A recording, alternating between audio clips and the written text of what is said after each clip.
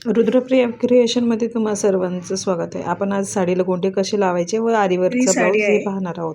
तर या साडीला एक सुंदरसे गोंडे लावायचे ते आपल्याला. तर याच्यावरचा मी ब्लाऊज तयार करून घेतलेला आहे, आरीवर्क केलेला आहे. ही इतकी सुंदर साडी आहे, कलर पण इतका सुंदर आहे. आता हा लाईटीमध्ये थोडासा कलर याचा चेंज दिसत आहे. इतका सुंदर कलर आहे याचा. तर याच्यावरती हा ब्लाऊज आहे, ज्याला की मी वर्क करून घेतलेला आहे.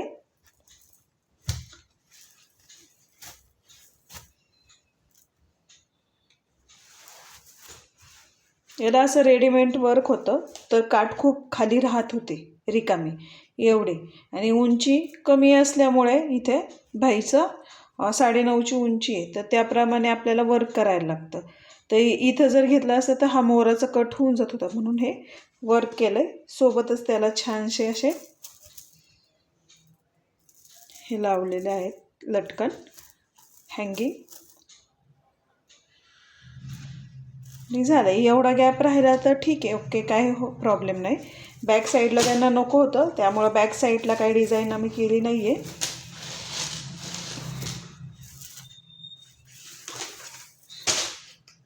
हे आहे बॅक साईडला त्यांना डिझाईन नको होती, त्यामुळं आपण काय डिझाईन इथं केलेली नाही आहे बॅक साईडला.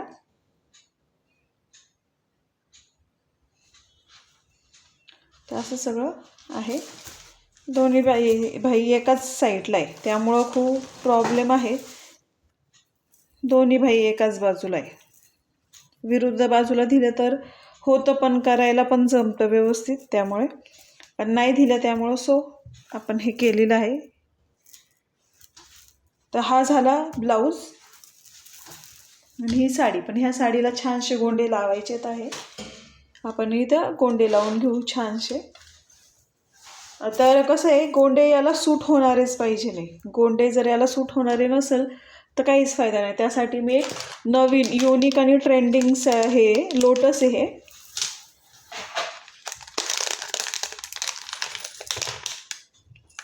हे अशा प्रकारचे लोटस आहेत, ते घेतलेले आहे मी, जे की ज्वेलरीमध्ये कामा येतात जास्त.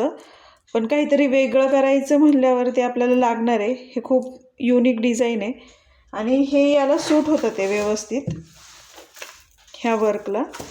याच्यात पण असं रेड मरून कलर आहे, याच्यात ग्रीन आहे, पण हे सूट होतं ते भरपूर सगळे. त्यामुळं मग मी हे चॉईस केले की ह्याच्यापासून आपण काहीतरी वेगळे आणि युनिक आपण असे गोंडे तयार करणार आहोत. त्यासाठी हे घेतलेले आहे मी. आता आपण पाहू कसे गोंडे तयार होतात ते, किंवा आपण कसे गोंडे लावणार आहेत ते. तर हे मी 2 पॅकेट घेतलेत आहे, कारण की एका पॅकेटमध्ये फक्त 12च असतात. 6 जोड्या टोटल 12च आहे आपल्याकडे इथे. त्यामुळं हे आपल्याला व्यवस्थित करून घ्यायचेत आहे. त्यामुळे इथं 12 दुनी 24, 23 लागतात, 22 लागतात. साडीची किती लेंथ आहे त्यानुसार आपल्याला इथे दोरे लागतात. आता दोरे आपण मॅचिंग घेऊ. तर या ठिकाणी हा गोल्डन कलर आहे,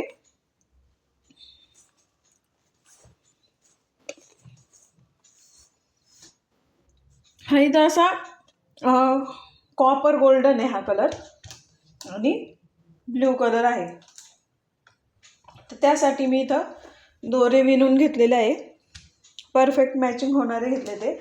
आपण सेम कलरचे जर फक्त दोरे लावले तर ते उठून दिसणार का नाही आहे, कारण की पूर्ण साडी सेम आहे, ब्लाऊज ही सेम आहे त्यात. त्यामुळे ह्याचे हा एक कलर आणि हा एक कलर, असे 2 कलरमध्ये आपण बनवणार आहोत. तर आपण पुढं पाहू गोंडे कसे बनवतोय. त्यासाठी लागणारं साहित्य पण सांगून घेते मी. गोंड्यांचं साहित्य आपण हे नेक्स्ट पार्टमध्ये पाहणार आहे. नक्कीच नेक्स्ट पार्ट संपूर्ण व्हिडिओ पाहिल्याबद्दल धन्यवाद.